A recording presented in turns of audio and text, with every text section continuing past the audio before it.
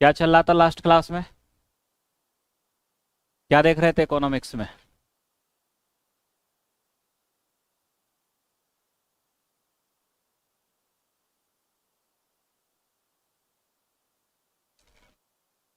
तो इकोनॉमी के अंदर हमने आपको बताया कि इकोनॉमी को समझने के लिए आपको ये तीन पिलर समझना जरूरी है। कौन सा? इकोनॉमिक गुड्स एंड सर्विसेज, दूसरा इकोनॉमिक एक्टिविटीज और तीसरा इकोनॉमिक यूनिट। तो सबसे पहले हमने आपके देखा कौन सा pillar? Economic goods and services. ठीक है। अब आज हम समझते हैं अपना दूसरा पिलर इकोनॉमिक एक्टिविटीज। ठीक। तो सबसे पहला क्वेश्चन तो ये है कि इकोनॉमिक एक्टिविटीज हम कहते किसे हैं? किसे कहते हैं इकोनॉमिक एक्टिविटीज?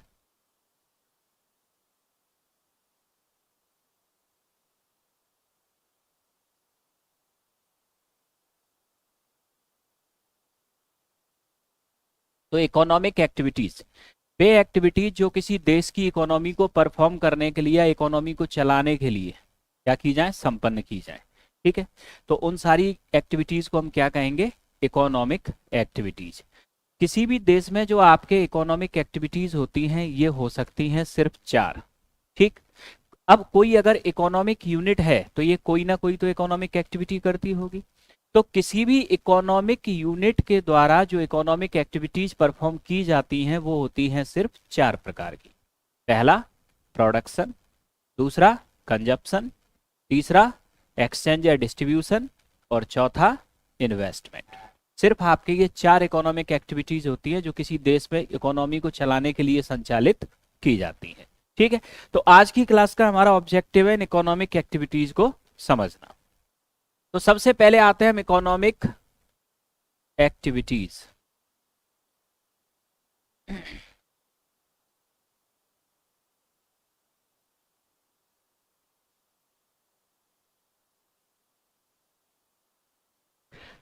नोट करना है इसे, फिर आगे डिस्कस करें।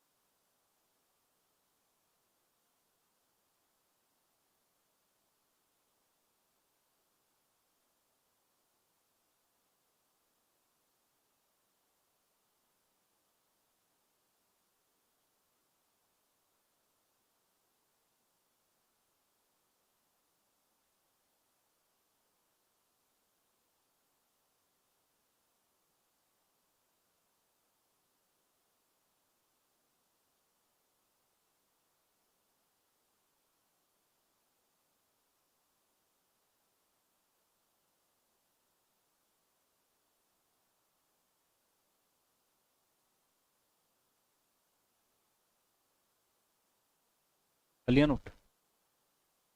तो किसी भी देश में जो आपके इकोनॉमिक एक्टिविटीज होती हैं या इकोनॉमिक यूनिट के द्वारा जो एक्टिविटीज परफॉर्म की जाती हैं वो सिर्फ हो सकती हैं चार।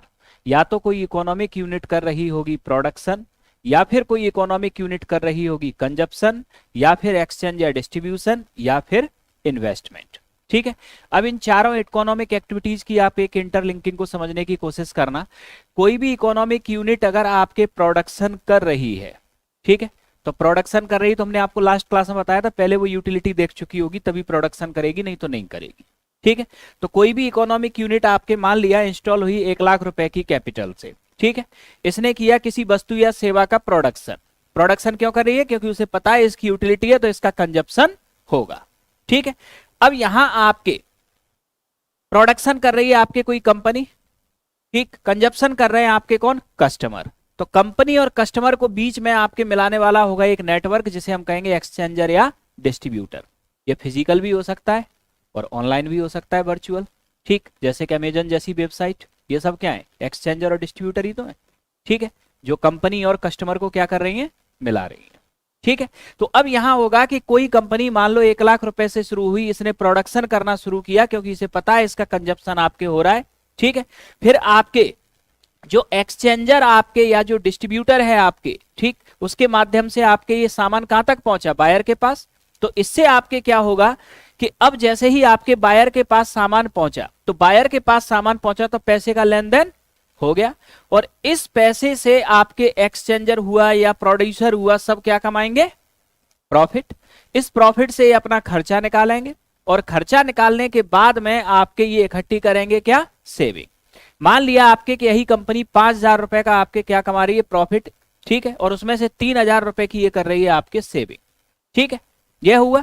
अब 3,000 की सेविंग एक साल में कितने की हो गई? 36,000 की। हो सकता है कि अगली साल वो इसमें से 30,000 रुपए और निवेश कर दे। ठीक है, अब यहां निवेश का मतलब क्या होता है? निवेश का मतलब आपके होता है इंक्रीजिंग कैपिटल स्टॉक, पूंजी स्टॉक में वृद्धि। पूंजी स्टॉक में आपकी वृद्धि कैसे? कि लास्ट ईयर 1,00,000 रुपए की इसने इंस्टॉल की थी फैक्ट्री, इस साल इसने 30,000 रुपए और निवेश कर दिए, तो पूंजी स्टॉक कितने का हो गया? 1,30,000 का, बढ़ गया पहले से। तो अगर निवेश हुआ है तो प्रोडक्शन एफिशिएंसी बढ़ी होगी पहले से। ठीक, तो इसका मतलब आपके क्या हुआ? ये प्रोडक्शन पहले से ज्यादा करेगा, तो कंजप्शन के लिए नई मार्केट पकड़ेगा। ठीक, इसके बाद में नए डिस्ट्रीब्यूटर आपके पकड़ेगा, आगे इसका प्रॉफिट फिर बढ़ा, प्रॉफिट से सेविंग और इन्वेस्टमेंट होगा, और देखते ही देखते आपके ये जो कंपनी है ये आपके एक छोटी कंपनी से एक बहुत बड़ी एमएनसी में कन्वर्ट होना शुरू हो जाएगी। ठीक है, अगर किसी भी इकोनॉमिक यूनिट को बेहतर ढंग से रन कराना है या लंबे समय तक उसे चलाना है, तो उस इकोनॉमिक यूनिट के अंदर ये 4 चीजें आपके होना बहुत जरूरी है। पहला तो गुड्स एंड सर्विस का प्रोडक्शन, दूसरा उसकी गुड्स एंड सर्विस को कंजप्ट करने वाले लोग, तीसरा बीच में मीडिएटर चैनल यानी एक्सचेंज या डिस्ट्रीब्यूटर, और चौथा आपके इन्वेस्टमेंट। ठीक है, तो हमने देखा कि अगर ये चारों इकोनॉमिक एक्टिविटीज किसी भी एक कंपनी के अंदर बेहतर ढंग से चलें, तो एक कंपनी आपके कुछ ही सालों में एमएनसी में कन्वर्ट हो सकती है। और आजकल तो ऑनलाइन टाइम है, बहुत टाइम भी नहीं लगता, रातों रात आपके हो सकता है कि आपके 2-4-6 महीने में ही कोई 8-10 हजार करोड़ की कंपनी बन जाए। ठीक, जैसे फिजिक्स वाले को भी नहीं पता था कितना बड़ा गेम होगा, वो हो गया। तो ये होता है आपके नेटवर्क। ठीक है, इसके बाद में नेक्स्ट आगे देखें। तो अब हमने यहां आपके ये देखा कि ये इकोनॉमिक एक्टिविटी का चैनल जब आपके ये घूमता रहेगा तो ये किसी कंपनी की ग्रोथ को क्या कर रहा है? बढ़ा रहा है। अब यहां होता आपके ये है कि किसी एक कंपनी के अंदर ये चारों एक्टिविटीज बेहतर ढंग से चले, ठीक, ये तय करनी किसकी ड्यूटी होती है? उस कंपनी के मालिक की, प्रमोटर्स की। लेकिन जब ये चारों एक्टिविटीज पूरे देश के अंदर बेहतर ढंग से चलानी हो, ठीक, क्योंकि अडानी और अंबानी का उद्देश्य क्या है? अपनी रिलायंस और अडानी को चलाना। लेकिन देश की सरकार का उद्देश्य क्या है? देश के अंदर की हर इकोनॉमिक यूनिट को चलाना। और अगर देश के अंदर की हर इकोनॉमिक यूनिट को चलाना होगा तो हर इकोनॉमिक यूनिट के अंदर ये चारों चीजें बेहतर ढंग से हो सकें, ये तय करना जिम्मेदारी होगी किसकी? सरकार की। कि प्रोडक्शन बेहतर हो, कंजप्शन बेहतर हो, एक्सचेंज बेहतर हो और इन्वेस्टमेंट बेहतर हो। तो सरकार का पूरा आपके जो फोकस होगा इकोनॉमिक एक्टिविटीज पर, देश के अंदर कैसे प्रोडक्शन बढ़ाया जाए, देश के अंदर कैसे कंजप्शन बढ़ाया जाए, कैसे एक्सचेंज या डिस्ट्रीब्यूशन बढ़ाया जाए और कैसे इन्वेस्टमेंट बढ़ाया जाए। ठीक, क्योंकि अगर आपके प्रोडक्शन होगा तभी कंजप्शन होगा, तभी एक्सचेंज या डिस्ट्रीब्यूशन, तभी प्रॉफिट होगा, तभी सेविंग होगा, तभी इन्वेस्टमेंट होगा, और इकोनॉमी का आपके साइकिल आपके घूमना शुरू हो जाएगा। तो अब हम आपके ये देखते हैं कि सरकार किस तरह से देश के अंदर इन चारों इकोनॉमिक एक्टिविटीज के बेहतर संचालन का आपके प्रयास करती है। ठीक है, तो अब समझना, सबसे पहले हम आपके पहली एक्टिविटी लेते हैं, इसमें से कौन सा, प्रोडक्शन। ठीक, अब प्रोडक्शन अगर हम आपके करते हैं तो हमने आपको बताया कोई भी इकोनॉमिक यूनिट अगर प्रोडक्शन कर रही है तो उसका एक एम होता है, और वो एम होता है क्या, प्रॉफिट। ठीक है, दूसरा कोई एम नहीं होता इकोनॉमिक यूनिट का, तो उसका एम क्या होता है आपके, प्रॉफिट। और किसी भी इकोनॉमिक यूनिट को अगर लंबे समय तक प्रॉफिट अर्न करना है तो उसे दो चीजें ध्यान में रखनी होंगी। पहला तो यह कि उसके द्वारा जो प्रोडक्ट बनाया जा रहा है उसकी प्राइस हो कम और उसकी क्वालिटी हो ज्यादा, क्योंकि जब प्राइस कम होगी और क्वालिटी ज्यादा होगी तो ही आपके उसके प्रोडक्ट की एक्सेप्टेबिलिटी मार्केट के अंदर होगी, और जब प्रोडक्ट की एक्सेप्टेबिलिटी मार्केट के अंदर होगी तभी आपके वो प्रॉफिट अर्न कर पाएगी। ठीक है, तो इकोनॉमिक यूनिट का ऑब्जेक्टिव प्रॉफिट कमाना।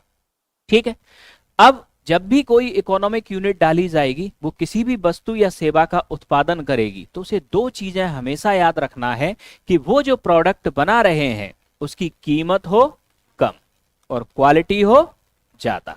ठीक है, अब इन दो चीजों के ऊपर ही आपके कोई फैक्ट्री रन करती है। अब इन दो चीजों का हम पहले एनालिसिस करते हैं। पहला उद्देश्य हमारा क्या है, कीमत को कम रखना। ठीक है, तो सबसे पहले तो हम ये देखें कि कीमत डिसाइड होती कैसे है किसी प्रोडक्ट की। ठीक, यूटिलिटी स्कैरसिटी ये कंसेप्ट तो हम देख चुके। ठीक है, अब कीमत कैसे डिसाइड होती है, किसी भी वस्तु की जो मार्केट प्राइस होती है ये हमेशा होती है factor cost plus indirect tax minus subsidy. ठीक, फैक्टर कॉस्ट का मतलब उस वस्तु की मैन्युफैक्चरिंग में लगने वाली कॉस्ट कितनी है, इनडायरेक्ट टैक्स का मतलब सरकार ने उसके ऊपर कितना कर आरोपित किया है, और सरकार ने अगर कोई सब्सिडी दी है तो वो क्या हो जाएगी, मार्केट प्राइस से माइनस हो जाएगी। ठीक है, तो अब हम यहां देखते क्या है कि मार्केट प्राइस को तीन चीजें यहां प्रभावित कर रही हैं। पहला तो फैक्टर कॉस्ट। ठीक, फैक्टर कॉस्ट ज्यादा है तो मार्केट प्राइस ज्यादा होगी। ठीक, दूसरा आपके इनडायरेक्ट टैक्स, इनडायरेक्ट टैक्स ज्यादा है तो मार्केट प्राइस ज्यादा होगी। तीसरा आपके सब्सिडी, सब्सिडी और मार्केट प्राइस में इनवर्स रिलेशन, सब्सिडी ज्यादा है तो मार्केट प्राइस कम होगी और सब्सिडी कम है तो मार्केट प्राइस ज्यादा होगी। ठीक है, अब हमें इन तीनों ही घटनाओं का एनालिसिस करना है, तो सबसे पहले आते हैं फैक्टर कॉस्ट पे। फैक्टर कॉस्ट मतलब वस्तु को बनाने में लगने वाली लागत। ठीक है, उद्देश्य क्या है, फैक्टर कॉस्ट को कम करना। ठीक है, तो अब हम ये देखेंगे कि कैसे तो कोई इंडिविजुअल फैक्टर कॉस्ट को कम कर सकता है और इस फैक्टर कॉस्ट को कम करने में सरकार क्या क्या मदद कर सकती है। ठीक है, नोट करो इसे।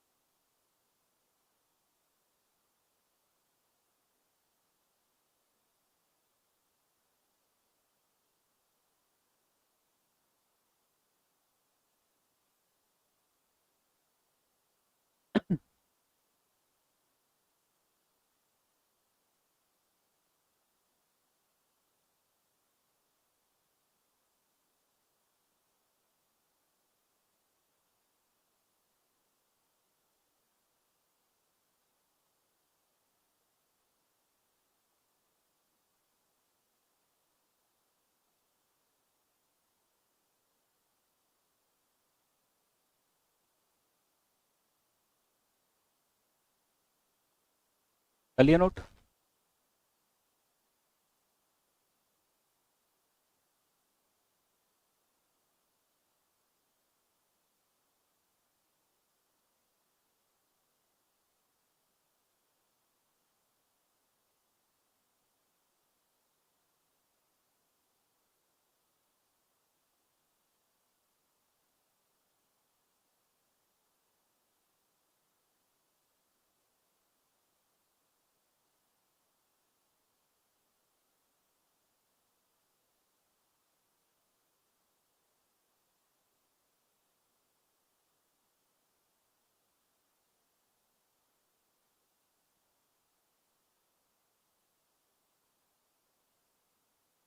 समझना जरा।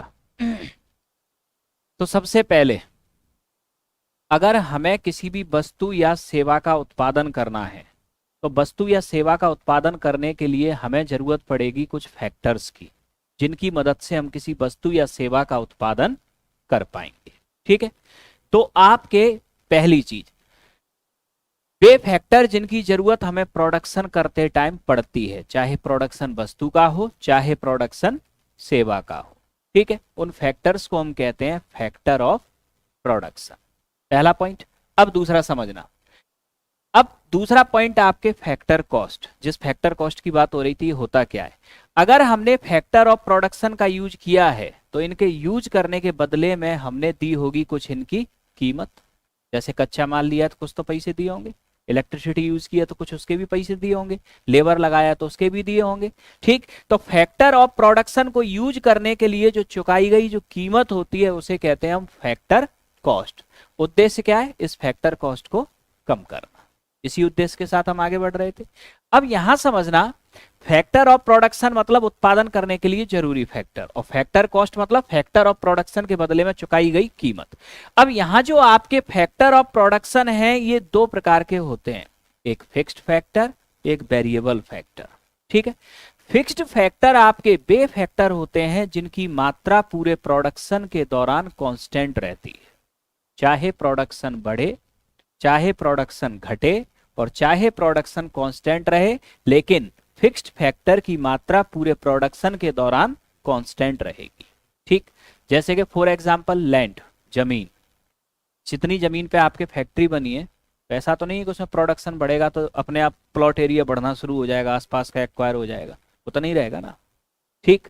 दूसरा कैपिटल जो उसमें उस समय लगी होगी वो भी उतनी ही रहेगी। ठीक है? तीसरा आपके परमानेंट लेबर। ठीक? और चौथा आपके इंटरप्रेन्योर। इंटरप्रेन्योर मतलब जो मालिक है उसका।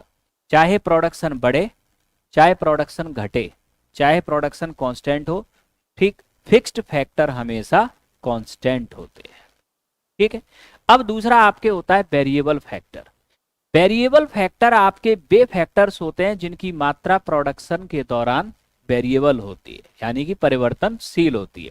अगर प्रोडक्शन बढ़ेगा तो वेरिएबल फैक्टर की मात्रा बढ़ेगी, प्रोडक्शन घटेगा तो वेरिएबल फैक्टर की मात्रा घटेगी, और प्रोडक्शन कांस्टेंट होगा तो वेरिएबल फैक्टर की मात्रा कांस्टेंट रहेगी। ठीक? जैसे कि मान लो अब आप 100 यूनिट का प्रोडक्शन कर रहे हो, आपको 150 यूनिट का प्रोडक्शन कर रहा है उन्हीं मशीनों पे। ठीक? तो स्वाभाविक सी बात है, इलेक्ट्रिसिटी बढ़ेगी, रॉ मटेरियल बढ़ेगा, ठीक, लेबर ज्यादा लानी पड़ेगी। ठीक है? यह हुआ। ट्रांसपोर्टेशन बढ़ेगा, तो ये सब कैसे फैक्टर हो गए? वेरिएबल। ठीक है? अब आप चाहे फिक्स्ड फैक्टर का यूज करें चाहे वेरिएबल फैक्टर का यूज करें, दोनों का यूज करने के बदले में आपको चुकानी पड़ेगी कुछ कीमत।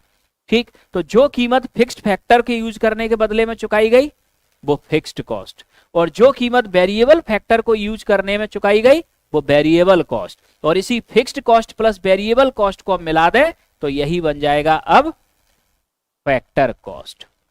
उद्देश्य क्या है? फैक्टर कॉस्ट को कम करना। तो फैक्टर कॉस्ट को अगर हमें कम करना है तो हमें फिक्स्ड कॉस्ट को भी कम करना होगा और वेरिएबल कॉस्ट को भी कम करना होगा। तो हमें यह देखना है कि एक इंडिविजुअल या फिर सरकार फिक्स्ड कॉस्ट और वेरिएबल कॉस्ट को किस तरह से कम कर सकती है। ठीक है?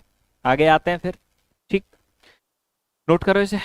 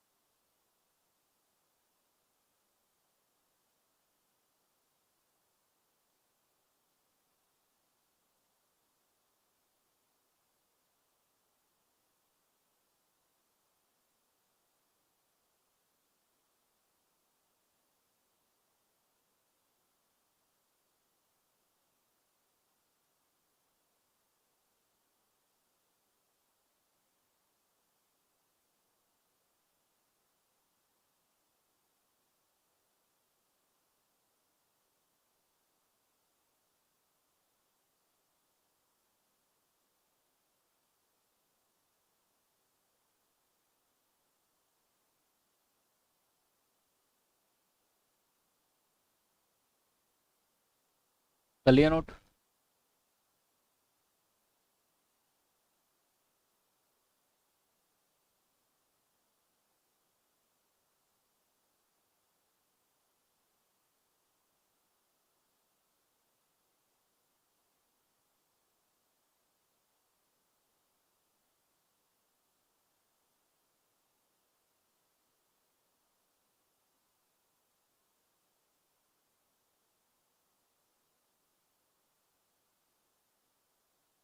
जरूरी नहीं है कि हर लाइन बनाई जाए, कुछ समझाने के लिए बनाई हुई है हमने, जैसा खींचा हुआ है वैसे ही खींच दिया। अब हमने इसको ऐसे लिखा है fixed cost plus variable cost, तो सबने ऐसे ही लिखा होगा, और वो ऐसे लिखा है तो वो ऐसे ही लिखा होगा। इसको हम ऐसे भी तो लिख सकते हैं, fixed cost and variable cost. ये थोड़ा ना कि डिजाइन बिल्कुल वही बनाओगे, वही डिजाइन लिखना है, अपनी समझ से लिखा करो। ठीक, जरूरी थोड़ा ना कि प्लस माइनस भी कॉपी किया जाए, हमने समझाने के लिए बनाया है, अब उसे आप अपनी समझ से कैसे अपनी भाषा में लिख सकते हो वो लिखना शुरू करो। ठीक, अब समझना। तो फैक्टर ऑफ प्रोडक्शन को हमने दो पार्ट में आपके डिवाइड किया। पहले फैक्टर आपके फिक्स्ड फैक्टर, दूसरे वेरिएबल फैक्टर। ठीक है, तो फिक्स्ड फैक्टर वे फैक्टर होते हैं जिनकी मात्रा पूरे प्रोडक्शन के दौरान कांस्टेंट आपके रहे। ठीक, प्रोडक्शन बढ़े तब भी ये कांस्टेंट होंगे फिक्स्ड फैक्टर, प्रोडक्शन घटे तब भी ये कांस्टेंट होंगे, प्रोडक्शन स्टेबल हो तब भी ये कांस्टेंट होंगे। ठीक, अब फिक्स्ड फैक्टर पे आने वाली कॉस्ट को हम कहते हैं फिक्स्ड कॉस्ट। ठीक, या इनके बदले में चुकाई गई कॉस्ट को। वेरिएबल फैक्टर वे फैक्टर जिनकी मात्रा प्रोडक्शन के दौरान आपके बदलती रहे। ठीक, प्रोडक्शन बढ़ेगा तो वेरिएबल फैक्टर की मात्रा बढ़ेगी, प्रोडक्शन घटेगा तो वेरिएबल फैक्टर की मात्रा घटेगी, प्रोडक्शन कांस्टेंट होगा तो वेरिएबल फैक्टर की मात्रा कांस्टेंट होगी। तो वेरिएबल कॉस्ट क्या होती है? वेरिएबल फैक्टर पर आने वाली कॉस्ट, ये वेरिएबल कॉस्ट हुआ। ठीक है, अब चले इससे आगे, ये तो लिखना नहीं है, डिसाइड करो लिखना है कि नहीं लिखना है। नहीं, हमारी क्या मर्जी है, लिख लेंगे, पता था हमें, लिख लो।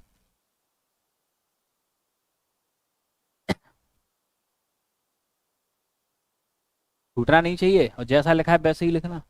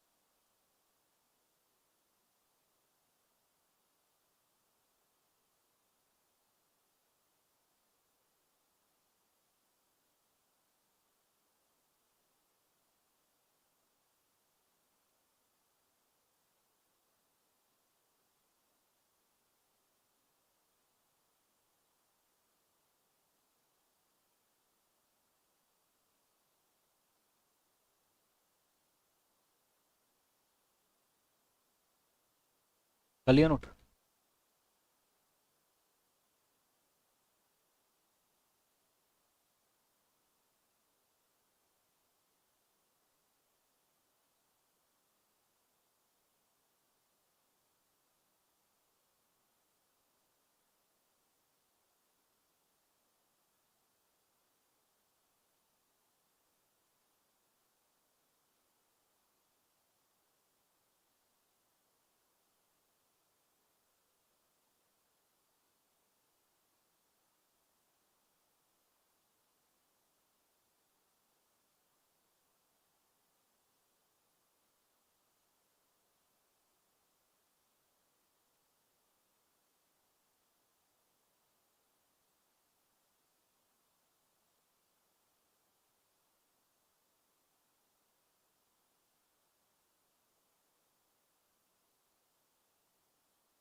अब यहाँ से दिमाग का यूज होना शुरू होगा, तो जिसके पास दिमाग है बोलो उसे, और नहीं है तो कोई फर्क नहीं पड़ता।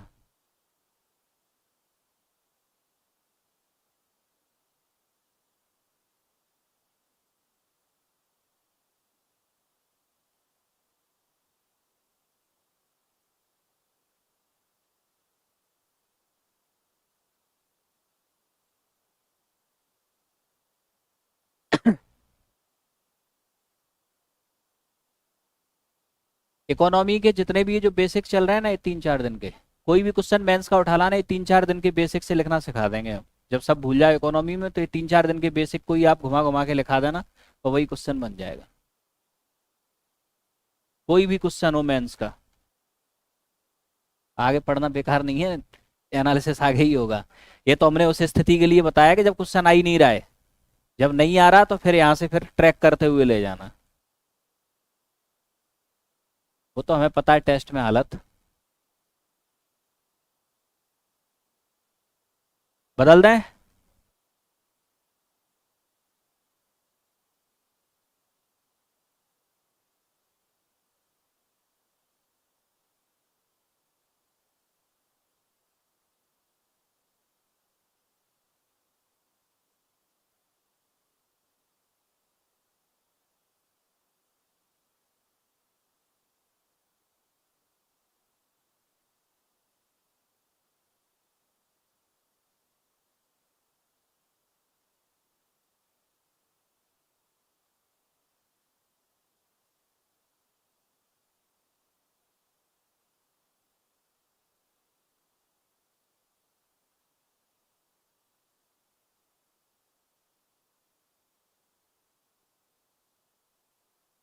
हम्म। चले आगे।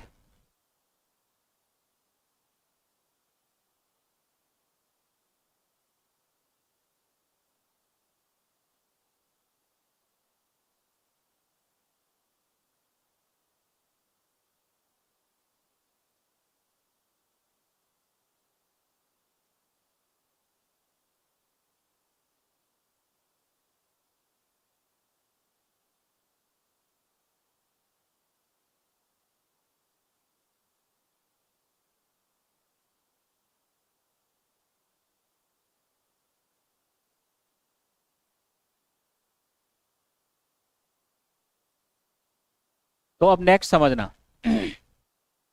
तो फैक्टर ऑफ प्रोडक्शन में सबसे पहले हम आते हैं किसके ऊपर, फिक्स्ड फैक्टर। ठीक है, तो फैक्टर ऑफ प्रोडक्शन में अगर हम फिक्स्ड फैक्टर की बात करें, तो प्रोडक्शन में आपके जो फिक्स्ड फैक्टर होते हैं वो होते हैं सिर्फ 4। पहला लैंड, दूसरा कैपिटल, तीसरा लेबर। लेबर यहाँ परमानेंट, परमानेंट लेबर हर ऑर्गेनाइजेशन के अंदर फिक्स होती है। ठीक, फिर तो प्रोडक्शन के ऊपर डिपेंड करता है लेबर बढ़ाना है या घटाना है। ठीक है, और नेक्स्ट आपके एंटरप्रेन्योर। ठीक है, अब यहां नेक्स्ट समझना, अगर आपने लैंड का यूज किया है तो लैंड के बदले में कोई फैक्टर कॉस्ट चुकाई गई होगी, तो लैंड के बदले में चुकाई जाने वाली कॉस्ट को हम क्या कहते हैं, रेंट। कैपिटल अगर आपने यूज की है तो इसके लिए क्या चुकाया होगा, इंटरेस्ट। लेबर अगर यूज की है तो लेबर को बेसिस। और एंटरप्रेन्योर, एंटरप्रेन्योर आपके काम किसके लिए कर रहा है, प्रॉफिट के लिए। ठीक है, तो एंटरप्रेन्योर याद रखना सबसे पहले तो कि हम एंटरप्रेन्योर हम कहते किसे हैं। ठीक, तो एंटरप्रेन्योर आपके एक ऐसा व्यक्ति होता है जिसके अंदर रिस्क लेने की क्षमता हो। पैसा होना और एंटरप्रेन्योर बनना दोनों अलग अलग चीज है। ठीक, तो पहली जो विशेषता किसी एंटरप्रेन्योर की होती है वो क्या होती है, रिस्क बियरिंग कैपेसिटी। और दूसरी क्षमता उसके अंदर होती है ऑप्टिमम यूज ऑफ रिसोर्सेस, संसाधनों का अनुकूलतम उपयोग करना। ठीक, क्योंकि लेबर रखना और लेबर से काम कराना दोनों बिल्कुल अलग अलग बात होती है। ठेकेदार आपने देखे होंगे ना, जैसे ही ठेकेदार साइड से हटता है ना, लेबर बीड़ी पीना शुरू कर देती है। वो रखा हुआ है काम, हर ठेकेदार परेशान है इससे। ठीक, कुछ आपके बिमल खाना शुरू कर देते हैं, और कुछ तो क्वार्टरी मार आते हैं जाके साइड में काम। तो यहाँ लेबर रखना अलग बात है और लेबर से काम निकालना अलग बात है। और आपके एक अच्छा एंटरप्रेन्योर वो होता है जो लेबर से काम निकाल सके। ठीक, 8 घंटे बिठाने से थोड़ी काम होगा, काम कराने से काम होगा। ठीक है, अब नेक्स्ट आगे समझना। तो अब हम यहां आपके देखते क्या है, अब हमारा उद्देश्य क्या है? उद्देश्य सरल शब्दों में इस कॉस्ट को कम करना। करो कम। हमने तो पहले ही कहा था दिमाग खोल लो, अब आप करोगे आगे का काम। कॉस्ट को कम करो, इस पे जितनी भी कॉस्ट आ रही है।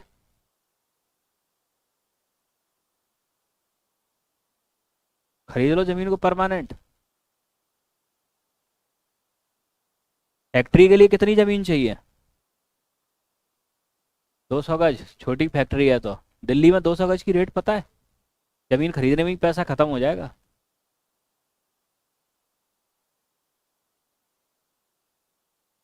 तो सबसे पहला पॉइंट, हमारा उद्देश्य है कॉस्ट को कम करना। ठीक, व्यवहारिक समाधान की बात करेंगे, कुछ तो भी नहीं। ठीक, तो लैंड में आने वाली कॉस्ट है क्या? रेंट। हमें क्या करना है? रेंट को कम करना है। ठीक है, अब आते हैं, अगर हम रेंट की बात करें तो जो मार्केट जितनी हॉट होती है ना, रेंट वहां उतना ही ज्यादा होता है। कनॉट प्लेस पर जो पान मसाले के टपरे लगे होते हैं ना, 1.5 लाख रुपए रेंट है उनका। वो छोटी सी दुकान, इसमें बस वो मुश्किल से बैठ पाता है। ठीक, तो इसका मतलब क्या है? मार्केट जितनी हॉट है, रेंट उतना ही ज्यादा है। अब समस्या आपके ये है कि रेंट को कम करने के चक्कर में आप मार्केट से दूर चले जाओ। ठीक है, मार्केट से दूर चले जाओ, यानी कि दिल्ली की जगह अब आप फैक्ट्री डाल लो कहीं उत्तर प्रदेश के किसी जंगल में, तो डाल लो फैक्ट्री। फिर उसका परिणाम, पहला परिणाम तो आपके ये होगा कि ट्रांसपोर्टेशन कॉस्ट, रॉ मटेरियल को लाने और फिनिश्ड गुड्स को ले जाने, पहली चीज। ठीक, फिर कहीं ऐसा ना हो कि वो ट्रांसपोर्टेशन कॉस्ट रेंट से ज्यादा चली जाए। फिर दूसरी चीज, स्टाफ। स्टाफ कहाँ से लाओगे?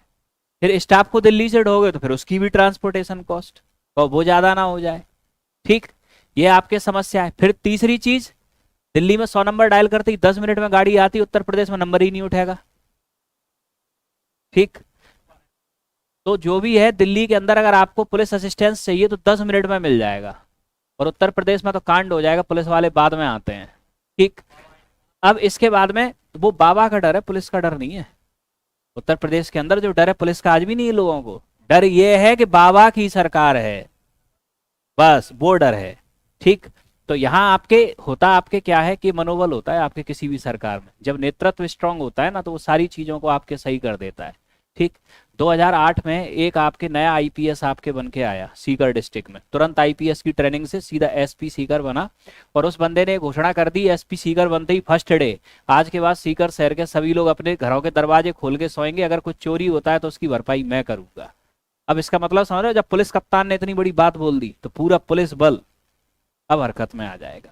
तो यहाँ नेतृत्व डिसाइड करता है कि नेतृत्व कितना स्ट्रांग है। ठीक, मोदी स्ट्रांग है इसलिए आर्मी स्ट्रांग है, क्योंकि उन्हें पता है कि मरने नहीं देगा ये। ठीक, तो अब इसके बाद में तो हमने यहां देखा क्या कि सबसे पहली चीज आपके लैंड। तो लैंड की अगर हम आपके बात करें तो लैंड में आपके पहला तरीका हमने देखा कि मार्केट जितनी हॉट होगी रेंट उतना ज्यादा होगा, पहली चीज। ठीक, दूसरी खास बात आपके ये है कि भारत के अंदर जितने भी रेंट कंट्रोल एक्ट हैं, इनमें रेंट बढ़ाने की व्यवस्था है हर साल, घटाने की कहीं नहीं है। ठीक, यानी हर साल 5%, 10% जो भी आपके बढ़ सकता है, कम नहीं हो सकता। ठीक है, तो अब यहां आपके सिस्टम हमने देखा ये कि रेंट को हम आपके कम कर सकते हैं, नहीं कर सकते। ठीक, पहली चीज तो ये हुई, तो रेंट पे हमारा कोई अंकुश नहीं है। अब दूसरा पॉइंट समझना, अब दूसरा पॉइंट अब हम आते हैं आपके किस पे? कैपिटल। अब कैपिटल पे आपके लगता है क्या? इंटरेस्ट। क्या हुआ? तो वो आ रही है दूसरी आवाज समझ में, उसको ही समझाओ अभी। तो आगे बैठो ना, पीछे बैठे क्यों बालकनी में? बढ़िया समझ में आता है, और कह रहे हो पता ही नहीं चल रहा, तो कैसे समझ में आएगा? पीछे आपके बालकनी में जो सबसे पीछे की 2 सीटें होती है ना, वो स्पेशल लोग लेते हैं। ठीक, अब नेक्स्ट आगे समझना, इंटरेस्ट। क्या इंटरेस्ट को कम कर सकते हैं कैपिटल पे आने वाले?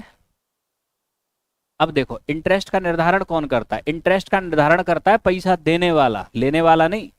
ठीक, तो देने वाले को तो आपके अपने हिसाब से लेगा वो पैसे, वो क्यों कम करेगा आपके कहने से? पहली चीज तो ये। अब दूसरा, आपके देश के अंदर बैंकों का इंटरेस्ट निर्धारण होता है किसकी शर्तों के अनुसार? आरबीआई की शर्तों के अनुसार। तो इंटरेस्ट का कम करना ये हमारे हाथ में नहीं है। आरबीआई ने एक बार जो बेस रेट आपके तय कर दी, ठीक, उस बेस रेट से कम तो बैंक भी नहीं देगा। उन्होंने एक स्लैब फिक्स कर दिया कि मिनिमम 6% और 7% इसके बीच में देना है, तो उससे कम तो बैंक भी नहीं देगा, तो इंटरेस्ट हमारे हाथ में नहीं है। और इंटरेस्ट आपके कम हो भी जाएगा बैंक में तो 0.25%, इससे कोई बहुत बड़ा अंतर होने वाला नहीं है। तो इसका मतलब अगर हम देखें इंटरेस्ट, तो यहां भी हम कुछ नहीं कर सकते। अब तीसरा पॉइंट आते हैं हम इस पे, लेबर को दिया जाने वाला, क्या इसको कम कर सकते हैं? कंपनी तो यही चाहती है 24 घंटे की नौकरी करवाएं, पैसा देना ही ना पड़े। फिर ऐसा हो सकता है? ऐसा कंपनी तो कर सकती है, लेकिन सरकार ऐसा होने नहीं देगी। क्यों नहीं होने देगी? क्योंकि अगर लेबर को सफिशिएंट वेजेज नहीं मिले तो लेबर और उसका फैमिली सरवाइव नहीं कर पाएगा। यहाँ लेबर का मतलब स्टाफ से है, ठीक है। फैक्ट्री के मालिक के अलावा जितने भी लोग उसमें होते हैं ना, सब लेबर ही होते हैं, सब नौकरी होते हैं, चाहे वो मैनेजर हो चाहे वो एमबीए किया हुआ हो। तो जो एमबीए करके नौकरी करने जाते हैं वो कहते हैं ना मैनेजर है, मैनेजर नहीं हो तो लेबर ही। आप भी इकोनॉमी की भाषा में तो लेबर ही हो, वहां कुछ नहीं होता मैनेजर मैनेजर, ठीक। इकोनॉमी की भाषा में मालिक तो दो ही हैं, एक अडानी और दूसरा अंबानी, बाकी सब नौकरी हो, ठीक। तो अब यहां नेक्स्ट आगे समझना, तो लेबर को दिए जाने वाले वेजेज कंपनी चाहती तो है कम कर दें, लेकिन इन वेजेज को एक मात्रा से ज्यादा कम नहीं कर सकते, क्योंकि अगर ऐसा किया तो इमीडिएट गवर्नमेंट इंटरफियर हो जाएगा, ठीक। क्योंकि गवर्नमेंट का दायित्व बन जाएगा, अगर लेबर के वेजेज कम हुए तो फिर वो लेबर और उसकी फैमिली सरवाइव करेगी कैसे, ठीक। और इवन गवर्नमेंट इसके लिए लीगल प्रोविजन भी बना रखी है। लीगल प्रोविजन आपके गवर्नमेंट आपके क्या बना रखी है?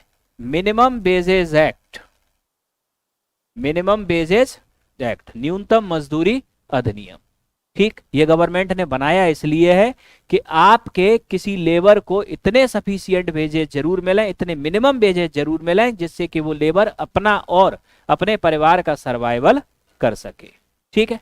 इतने सफिशिएंट वेजेज मिलना क्या है? जरूरी है। रेड टी शर्ट, अरे रेड टी शर्ट आउट, बाहर जाओ क्लास से, जाओ बाहर।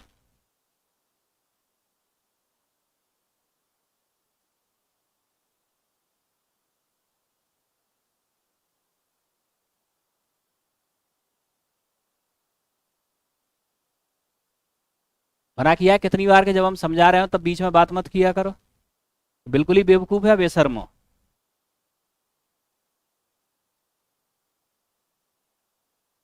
तो नेक्स्ट, तो लेबर को आपके मिलने वाले वेजेस को क्या नहीं किया जा सकता? कम नहीं किया जा सकता। क्यों नहीं किया जा सकता? क्योंकि यहां गवर्नमेंट के ऊपर बात आ जाएगी, अगर लेबर और उसकी फैमिली का सर्वाइवल ना हुआ तो, ठीक है। अब यहां आपके गवर्नमेंट वेजेस कम ना हो, इसके लिए आपके इंपोज कर देगी क्या? मिनिमम वेजेस एक्ट, न्यूनतम मजदूरी अधिनियम। और अगर गवर्नमेंट एक बार न्यूनतम मजदूरी अधिनियम ले आए तो ये मिनिमम वेजेस फिक्स हो जाएगा, इससे कम तो फिर आप दे ही नहीं सकते, ठीक। तो इसका मतलब कटौती की संभावना यहां भी नहीं है, ठीक। अब फिर बचा क्या? अब तो लास्ट यही बचा, एंटरप्रेन्योर, ठीक। तो एंटरप्रेन्योर के प्रॉफिट को कम कर दें, क्या ऐसा हो सकता है? 1-2 करोड़ रुपए लगा के इतना टाइम लगाए, इतना रिसोर्स लगाए, इतना मेहनत लगाया, ठीक, अपनी पूरी एनर्जी लगाई, और उसके बाद में प्रॉफिट कम कर दो, क्या? अभी तो मटेरियल की बात ही नहीं चल रही, अभी तो हम सिर्फ फिक्स्ड कॉस्ट देख रहे हैं। हमें पहले फिक्स्ड कॉस्ट कम करनी है, पहले ये तो देखें कहाँ होगी। तो हम यहाँ आपके देखते क्या है कि हमारे पास लास्ट विकल्प बचता है एंटरप्रेन्योर का प्रॉफिट। एंटरप्रेन्योर 1-2 महीने तो सर्वाइव कर सकता है कम प्रॉफिट में, लेकिन अगर उसे लंबे समय तक अगर प्रॉफिट कम हुआ या नहीं हुआ तो एंटरप्रेन्योर डालेगा फैक्ट्री पे ताला, और एंटरप्रेन्योर ने ताला डाल दिया तो मामला हो जाएगा गड़बड़, ठीक। तो यहां सरकार कभी नहीं चाहेगी कि कोई भी एंटरप्रेन्योर को प्रॉफिट ना हो, क्योंकि एंटरप्रेन्योर का प्रॉफिट आपके बहुत जरूरी है। क्योंकि होता क्या है कि जब आप नौकरी करते हो, जब आप नौकरी करते हो तो सिर्फ आप अपने और अपने परिवार का सर्वाइवल करते हो, लेकिन जब आप एंटरप्रेन्योर हो तो आप पता नहीं कितने परिवारों का सर्वाइवल का आधार हो, ठीक। अब जैसे राहुल गांधी मरे तो मर जाए, देश पे क्या फर्क पड़ना है, लेकिन अगर अंबानी अडानी में से एक भी निकल गया तो 25 लाख परिवारों पर असर पड़ेगा, ठीक। क्यों? क्योंकि वो है एंटरप्रेन्योर, इनके ऊपर पता नहीं कितने लोग डिपेंड हैं, ठीक है। तो सरकार कभी भी ऐसा होने नहीं देगी, क्योंकि अगर एंटरप्रेन्योर का आपके प्रॉफिट कम हुआ तो सरकार के लिए 2 समस्याएं।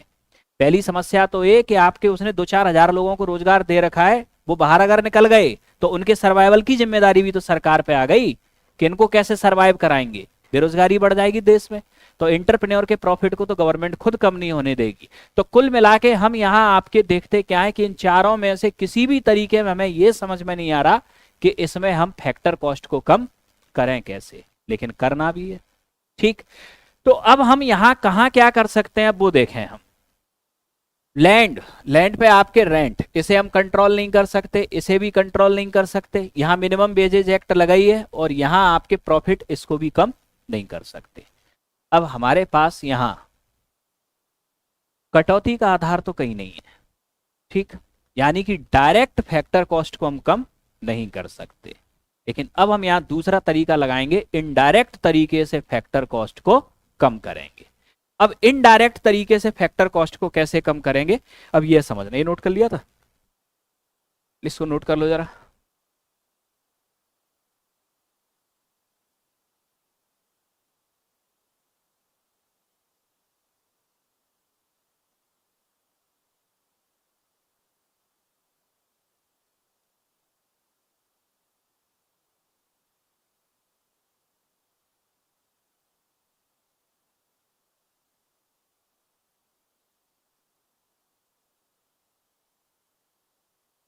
क्या?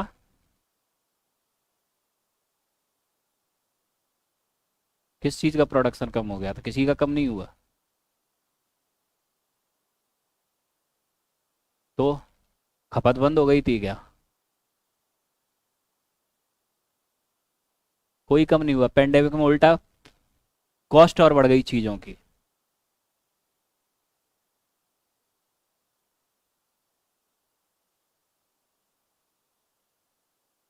पेंडेमिक में सिर्फ एक ही चीज की कमी हुई, वो थी लग्जरियस गुड्स। नीड गुड्स पूरे पेंडेमिक के दौरान कहीं भी प्रभावित नहीं हुए। ठीक, नीड गुड्स हर जगह बिके।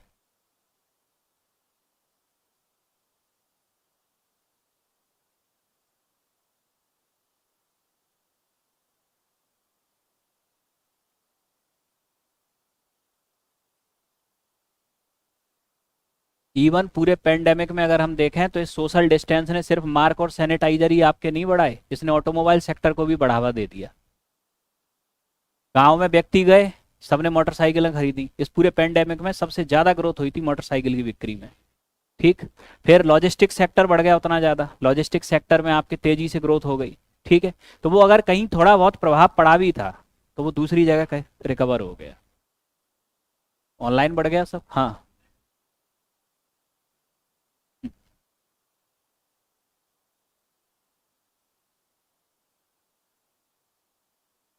रेट तो एक ही चीज के बढ़े थे, वो भी 5 गुना। बेमल। और क्या, इससे ज्यादा पैसा नहीं कमाया किसी ने। मतलब इतना पैसा कमाया कि सीधा 3 सुपरस्टार खरीदे उन्होंने एक साथ। खरीदे है ना, प्रचार देखते हो ना टीवी पे।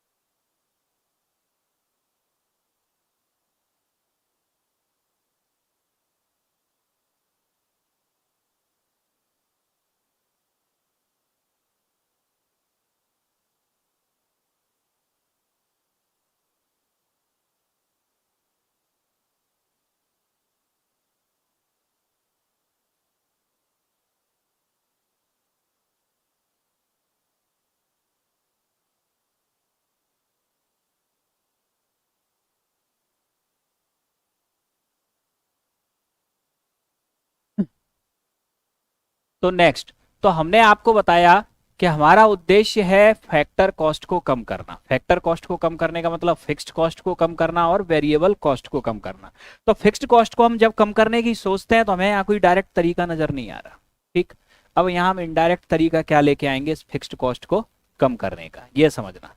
ये जो आप लेबर देख रहे हो ना, किसी भी ऑर्गेनाइजेशन में आपके जो लेबर होती है ना, ये लेबर होती है आपके 2 प्रकार की। पहली लेबर को हम बोलते हैं अनस्किल्ड लेबर और दूसरी लेबर को हम बोलते हैं स्किल्ड लेबर। ठीक है, अनस्किल्ड और स्किल्ड लेबर में आपके अंतर ये होता है कि अनस्किल्ड लेबर की जो एफिशिएंसी आपके होती है वो आपके क्या होती है, वेरी गुड, अनस्किल्ड की ज्यादा होती है। कौन बोला है? अनस्किल्ड लेबर की एफिशिएंसी हमेशा कम होती है। एफिशिएंसी हम शारीरिक क्षमता की बात नहीं कर रहे कि युद्ध लड़ना हो, यहाँ एफिशिएंसी का मतलब उसे कितना सैलरी मिल रही है और उसके बदले में वो कितने का आउटपुट दे रहा है, इकोनॉमिक एफिशिएंसी। ठीक, वजन उठाने की नहीं, वजन उठाने की एफिशिएंसी तो इनमें ही ज्यादा है। ठीक है, तो अब यहां अनस्किल्ड लेबर की होती है एफिशिएंसी कम। अनस्किल्ड लेबर की एफिशिएंसी कम का मतलब यह है कि मान लो कोई आपके अनस्किल्ड लेबर है, नाम है इसका जंगी। ठीक है, जंगी को आपके सैलरी मिलती है आपके कितने, 10,000 रुपए पर मंथ। कितनी? 10,000 रुपए पर मंथ। इसमें आपके खुश हैं। ठीक, और जंगी का जो आपके आउटपुट है ऑर्गेनाइजेशन के लिए, वो आउटपुट है आपके 30,000 रुपए पर मंथ का। कितने का? 30,000 रुपए पर मंथ का। ठीक है, अब आपके दूसरी है कोई स्किल्ड लेबर। स्किल्ड लेबर की खास बात ये होती है कि स्किल्ड लेबर की जो एफिशिएंसी आपके होती है ये होती है क्या, ज्यादा। ठीक है, अब स्किल्ड लेबर आपके मान लो साहिल। ठीक, अब यहां स्किल्ड लेबर को जो आपके सैलरी आपके मिलती है वो मिलती है आपके कितनी, 20,000 रुपए पर मंथ। कितनी? 20,000 रुपए पर मंथ। ठीक है, और यहां इनका जो पर मंथ का जो आपके आउटपुट है, ये आउटपुट है आपके 1,00,000 रुपए पर मंथ। 1,00,000 रुपए पर मंथ। दोनों में अंतर समझ में आ गया? ये 3 टाइम्स प्रोडक्शन दे रहे हैं, ये 5 टाइम्स प्रोडक्शन दे रहे हैं। इसका मतलब क्या हुआ, इन्होंने जो आपके सामान बनाया उस सामान की पर यूनिट फैक्टर कॉस्ट क्या होगी, ज्यादा। ज्यादा होगी ना। और इन्होंने जो सामान बनाया इस सामान की per unit factor cost, per unit factor cost क्या हो गई, कम। पहला तो ये तो हुआ कंपनी का फायदा। कंपनी 10,000 दे के 30,000 का काम ले रही है या 20,000 दे के 1,00,000 का काम ले रही है। ठीक है, तो पहला ये काम हुआ। अब दूसरा समझना, दूसरा ये हुआ कि इन्हें मिल रहे हैं जंगी को 10,000 रुपए पर मंथ और इन्हें साहिल को मिल रहे हैं कितने, 20,000 रुपए पर मंथ। तो जंगी 10,000 रुपए पर मंथ में अपने और अपने परिवार का सर्वाइवल हो सकता है अच्छे ढंग से ना कर पाए, तो इससे इनके परिवार का भी वेलफेयर क्या होगा, प्रभावित होगा। ठीक, दूसरा 10,000 रुपए में तो व्यक्ति रह खा ही सकता है, तो ये एजुकेशन बच्चों को नहीं दे पाएंगे तो गवर्नमेंट एजुकेशन सिस्टम पे डिपेंड होंगे। ठीक, तो इनसे बच्चों का भविष्य भी प्रभावित होना शुरू होगा। वहीं आपके ये कमा रहे हैं 20,000 रुपए पर मंथ, तो ये 20,000 में अपने और अपने परिवार का सर्वाइवल, एजुकेशन, हेल्थ सब बेहतर तरीके से करेंगे, तो इनका और इनका परिवार जो होगा वो आपके गवर्नमेंट सिस्टम के ऊपर डिपेंड नहीं होगा।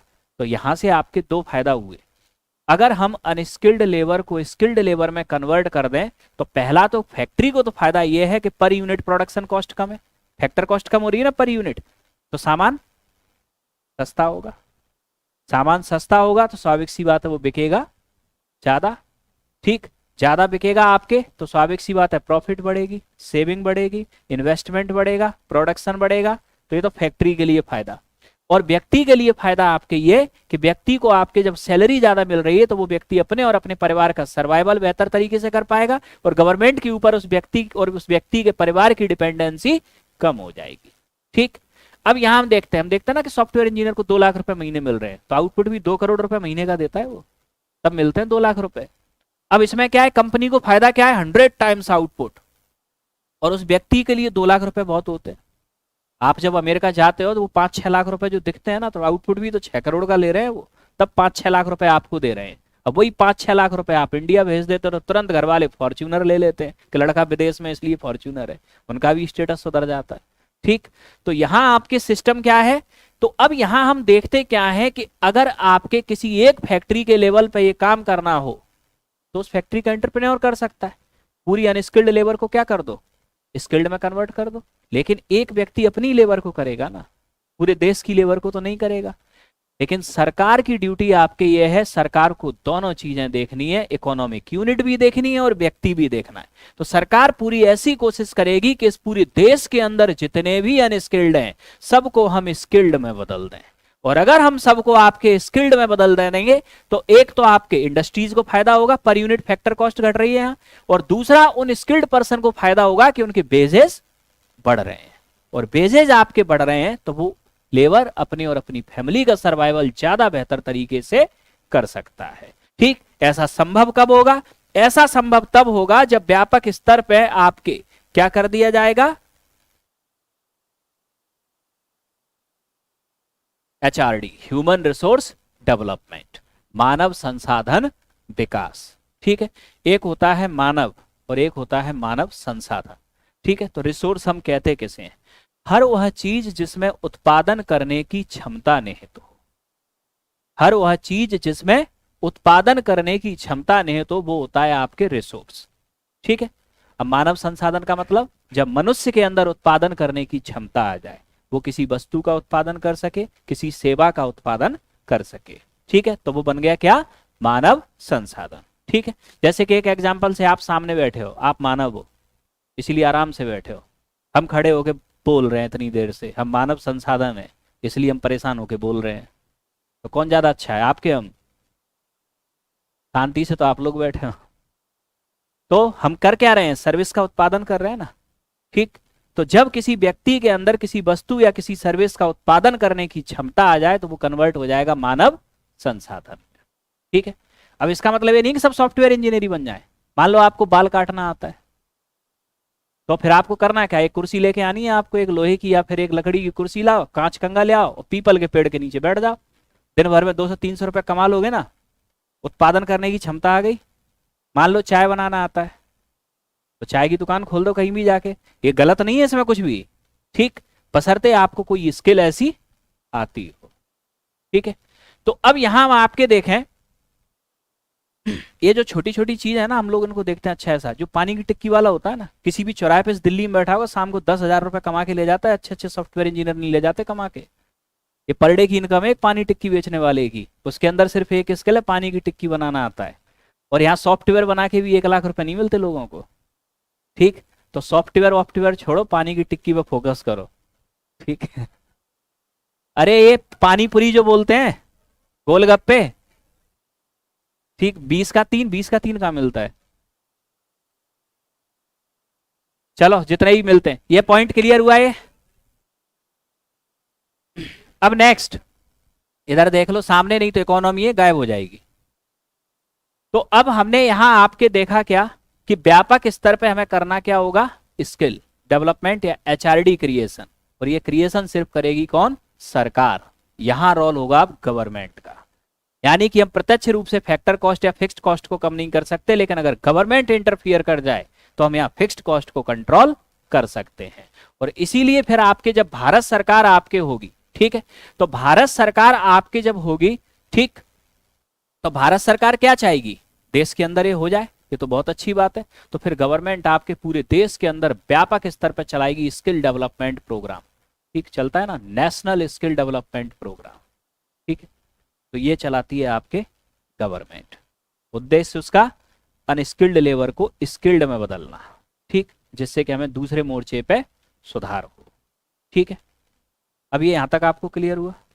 अब एक क्वेश्चन आया था IAS में, आपने इकोनॉमी नहीं पढ़ी ना, आप यहां से बनाओगे उस क्वेश्चन को। क्वेश्चन सीधा सीधा आया था कुछ समय पहले कि make in India programme, make in India programme जानते हो? मैन्युफैक्चरिंग सेक्टर में भारत को हब बनाना। मेक इन इंडिया प्रोग्राम की सफलता इस बात के ऊपर निर्भर करती है कि आपके भारत के अंदर नेशनल स्किल डेवलपमेंट प्रोग्राम किस हद तक सफल हुआ है। लिख सकते हो इस क्वेश्चन को? मेक इन इंडिया प्रोग्राम का उद्देश्य क्या है? इंडिया को मैन्युफैक्चरिंग सेक्टर का हब बनाना। इंडिया को मैन्युफैक्चरिंग सेक्टर का अगर हब बनाना है आपके, तो इंडिया का कंपटीशन सीधा किससे है? चाइना से, क्योंकि चाइना का जो प्रोडक्ट बन के आ रहा है उसकी प्राइस है कम और भारत के सापेक्ष क्वालिटी है ज्यादा। तो हमें ये करना होगा, यानी हम एक तरफ फैक्टर कॉस्ट को कम करना होगा, दूसरी तरफ क्वालिटी को बढ़ाना होगा। और नेशनल स्किल डेवलपमेंट प्रोग्राम आपके करेगा क्या? National skill development programme skilled labour create करेगा, और ये जो आपके स्किल्ड लेबर आपके होगी, ठीक, स्किल्ड लेबर होगी, ये क्या करेगी? पर यूनिट फैक्टर कॉस्ट को कम करेगी। और एक स्किल्ड लेबर के द्वारा जो सामान बनाया जाता है उसकी जो क्वालिटी होती है वो अनस्किल्ड लेबर की अपेक्षा ज्यादा होती है। वहां दोनों चीजें वहां आई, तो इससे हम एक मोर्चे पे आपके सक्सेस करेंगे। ठीक है, तो पहली चीज हम अंतरराष्ट्रीय स्तर पे अपने इस मेक इन इंडिया प्रोग्राम को सफल बना पाएंगे। ठीक, दूसरी चीज स्किल्ड लेबर जब आपके होगी तो उसकी सैलरी भी तो ज्यादा होगी, इंटरनल डिमांड बढ़ेगी। इंटरनल डिमांड बढ़ेगी तो भारत के अंदर भी तो सामान बिकेगा। ठीक, यानी कि इकोनॉमी न सिर्फ आपके एक्सपोर्ट में मजबूत होगी बल्कि आंतरिक रूप से भी मजबूत होगी। तो यहाँ आपके मेक इन इंडिया जैसे प्रोग्राम की अगर हम सक्सेस देखें तो 100% डिपेंड करेगी स्किल डेवलपमेंट प्रोग्राम जैसी सक्सेस के ऊपर। ठीक है, तो हमने आपसे क्या कहा, पूरी इकोनॉमी में आपको किसी भी क्वेश्चन को याद करने की जरूरत नहीं है, बस जोड़ना है यहाँ। अब आगे चलते हैं।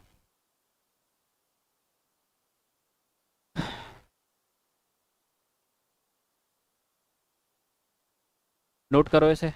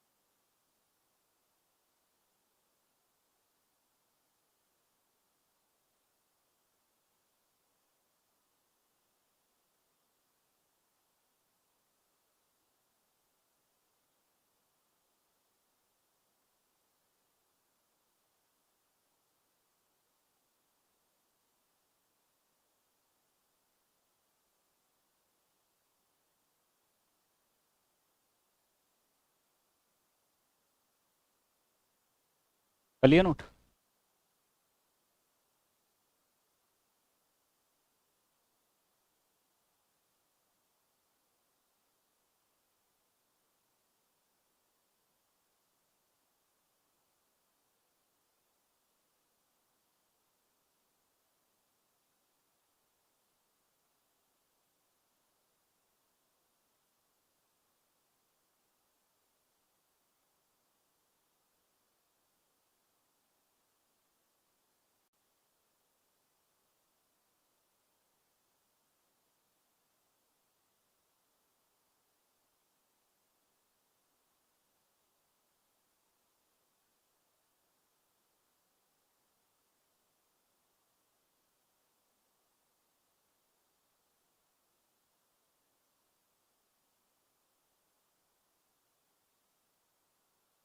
तो हमने यहाँ देखा क्या, फैक्ट्री के अंदर लेबर दो प्रकार की होती है, एक अनस्किल्ड और एक स्किल्ड। अनस्किल्ड लेबर की एफिशिएंसी कम होती है, इसलिए इसके द्वारा जो सामान बनाया जा रहा है उसका पर यूनिट फैक्टर कॉस्ट बढ़ जाता है, जबकि स्किल्ड लेबर की एफिशिएंसी ज्यादा होने के कारण पर यूनिट फैक्टर कॉस्ट घट जाता है। अनस्किल्ड लेबर के द्वारा बनाए जाने वाले आपके सामान की जो आपकी क्वालिटी होती है कंपैरेटिवली क्या होती है, कम, और स्किल्ड लेबर के द्वारा बनाए जाने वाले सामान की आपके जो क्वालिटी होती है वो आपके क्या होती है, ज्यादा। ठीक है, तो एक तरफ आपके कीमत कम हो रही है और क्वालिटी ज्यादा हो रही है। ठीक, तो सामान ज्यादा बिकेगा, ज्यादा बिकेगा तो प्रॉफिट ज्यादा होगा, प्रॉफिट ज्यादा होगा तो आपके सेविंग ज्यादा होगी, सेविंग ज्यादा होगी तो इन्वेस्टमेंट बढ़ेगा, इन्वेस्टमेंट बढ़ेगा तो प्रोडक्शन, कंजप्शन, एक्सचेंज, इन्वेस्टमेंट का साइकिल चलना शुरू हो जाएगा और ओवरऑल आपके इकोनॉमिक डेवलपमेंट या ग्रोथ होना क्या होगी, शुरू होगी। ठीक है, ये क्लियर हुआ। अब इसमें नेक्स्ट आगे समझना, किसी भी देश की आर्थिक समृद्धि उस देश के मानव संसाधन के ऊपर निर्भर करती है। समझाइए, लिखना है आपको, क्वेश्चन दे रहे हैं, सुनो मत बैठ के। Economic growth of any country is depend on human resource of that country. Economic growth of any country, economic growth of any country, economic growth of any country is depend on human resource of that country. Economic growth of any country, economic growth of any country is depend on human resource of that country. किसी देश की आर्थिक समृद्धि is depend on human resource, is depend on human resource of that country. Economic growth of any country is depend on human resource of that country. Explain. लिख लिया तो हिंदी में भी लिख लो। किसी देश की आर्थिक समृद्धि उस देश में या उस देश के मानव संसाधन के ऊपर निर्भर करती है। किसी देश की आर्थिक समृद्धि उस देश के मानव संसाधन के ऊपर निर्भर करती है। समझाइए, समझा लोगे तो कलम देखें कितना समझाते हो। किसी देश की आर्थिक समृद्धि, किसी देश की आर्थिक समृद्धि उस देश के मानव संसाधन के ऊपर निर्भर करती है। अब नेक्स्ट इसके बाद में अब हम आपके आगे देखते क्या है, एंटरप्रेन्योर। अब यहां आपके होता क्या है कि इंटरप्रेन्योर के प्रॉफिट को हम आपके कम नहीं कर सकते, हमने देखा। ठीक, डायरेक्ट कम नहीं कर सकते, लेकिन अब इनडायरेक्ट तरीका आपके क्या है। इनडायरेक्ट तरीका आपके ये है, एक अच्छा इंटरप्रेन्योर वो होता है जिसके अंदर इंटरप्रेन्योरशिप स्किल हो। इंटरप्रेन्योरशिप स्किल का मतलब ऑप्टिमम यूज ऑफ रिसोर्सेज, संसाधनों का अनुकूलतम उपयोग करने की क्षमता। मान लो कि कोई आपके इंटरप्रेन्योर किसी सामान को 8 रुपए में बना रहा है और उसे 9 रुपए में आपके बेच रहा है। ठीक है, अगर वही इंटरप्रेन्योर उस सामान को 7 रुपए में बनाना शुरू कर दे, ठीक, और उसको 8.5 रुपए में बेचना शुरू करे, तो सामान की कीमत कम हो गई लेकिन इंटरप्रेन्योर की बचत ज्यादा हो गई। ये काम होगा इंटरप्रेन्योरशिप स्किल डेवलपमेंट से। और सरकार आपके इस देश में, हम कहते हैं ना मोदी सरकार आपके अमीरों को बढ़ावा दे रही है, अमीरों को नहीं दे रही, वो इंटरप्रेन्योरशिप को बढ़ावा दे रही है। क्योंकि इंटरप्रेन्योरशिप को बढ़ावा देने का मतलब ये है कि ह्यूज आपके क्या होगा, इकोनॉमी में इन्वेस्टमेंट आएगा, इन्वेस्टमेंट आएगा तो प्रोडक्शन आएगा, प्रोडक्शन से एम्प्लॉयमेंट आएगा। ठीक, इधर आपके प्रोडक्शन आएगा तो कंजप्शन आएगा, एम्प्लॉयमेंट हो रहा है तो लोगों पे इनकम होगी तो उसको कंजप्ट करेंगे, एक्सचेंज बढ़ेगा, प्रॉफिट, सेविंग, इन्वेस्टमेंट और पूरा साइकिल आपके घूमना शुरू हो जाएगा। सरकारी नौकरियां बढ़ाने से इस देश पे कोई फायदा नहीं होना, इंटरप्रेन्योरशिप स्किल बढ़ाने से जरूर फायदा होने वाला है। ठीक, तो यहां आपके सिस्टम क्या है कि यहां सरकार खुद चाहती है ज्यादा से ज्यादा इंटरप्रेन्योरशिप बढ़े। ठीक है, तो गवर्नमेंट के द्वारा भी ऐसे प्रयास किए जाते हैं, देश के अंदर इंटरप्रेन्योरशिप स्किल को बढ़ाने की कोशिश की जाती है। अब एक तो इंटरप्रेन्योर आपके होते हैं मारवाड़ी और जैन, इनके तो ब्लड में ही बिजनेस है, इन्हें किसी भी स्किल की जरूरत नहीं है। मारवाड़ी और जैन कम्युनिटी ये तो बिजनेस करना ऊपर से ही सीख के आए हैं। ठीक है, और इनको तो पीछे भी नहीं कर सकते आप। ठीक, क्योंकि देश के दो बड़े अमीर हैं, एक मारवाड़ी और एक जैन है। ठीक है, अब इसके बाद में तो यहां आपके देश की आईआईटी, देश के आईआईएम, इसके अलावा आपके अलग अलग जगह पे एंटरप्रेन्योरशिप स्किल डेवलपमेंट कोर्स सिर्फ इसलिए चलाए जाते हैं जिस देश के अंदर आपके एक नए एंटरप्रेन्योरशिप की कैटेगरी को खड़ा किया जा सके और पुराने एंटरप्रेन्योर है उनकी स्किल्स को रिफॉर्म किया जा सके। ठीक, तो हमने यहाँ देखा कि फिक्स्ड कॉस्ट जो लैंड, कैपिटल, लेबर और एंटरप्रेन्योर पे आती है उसे हम कम तो नहीं कर सकते, लेकिन हम इनडायरेक्ट तरीके से उसमें हम एंटरप्रेन्योर का प्रॉफिट बढ़ा सकते हैं, ठीक, लेबर के बेजेस बढ़ा सकते हैं और उसके बावजूद भी हम अच्छा मार्जिन बचा सकते हैं। ठीक, ये है आपके इनडायरेक्ट कॉस्ट कटिंग। ठीक है, क्लियर हुआ है। अब इसके बाद में नेक्स्ट अब हम आते हैं आगे वेरिएबल फैक्टर। तो वेरिएबल फैक्टर को डिस्कस करेंगे नेक्स्ट क्लास में।